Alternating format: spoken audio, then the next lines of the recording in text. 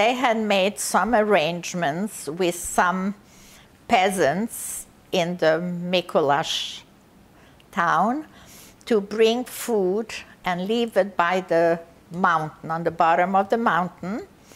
And we were higher up in a bunker, which was a hole in the mountain with trees covering and not to be noticed. And two people from the bunker every day had to go down. They took turns who would go down and bring up the food. I remember that my father in the middle of the war got hernia and he couldn't carry anything. So my mother went twice. My grandmother did not look very Jewish, so she would go down every Sunday, supposedly to church, and she would pay the people who brought the food. There were times when the food was very little, and we would get sugar cubes, which were European sugar cubes, were bigger, and we had alpha, which was like a liquid, not it was a good liquid, which gave, so we would pour a little of the alpha on the sugar cube and bite it a little piece at a time. I know very often my mother gave me her half and my father gave his half to my brother.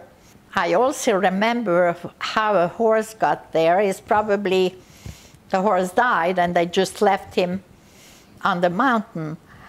And the men brought the horse in, and all excitement, we're going to have meat. And they cut the horse up. And the ladies who were religious, they said, you know, we do have a little salt. Let's salt the horse, because we do that to make kosher the meat. And so they made it kosher and they cooked it. And the funny part was, nobody could swallow it. We were sitting in front of a plate of horse meat and horse soup, but knowing that it was a horse, no matter how hungry we were, maybe some of them ate, but my family didn't, and we kids didn't want to eat it either. I remember one night we hear on top of our bunker walking around, and we heard Ukrainians, and we were petrified, and they found us. They made us go out, and they wanted only watches, which everybody gave their, whoever had a watch gave their watch.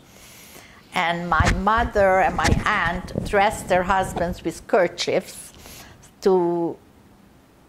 because they divided the men and the women, and they didn't know what's going to happen, so that they should be on the same side. But what they did is they scared us, and they took all our provisions, sugar and flour and whatever, and they spilled it out on the floor and they stepped over it. Instead of taking it, at least, it was just to show, we're not taking it, but you shouldn't have it either. So that I remember.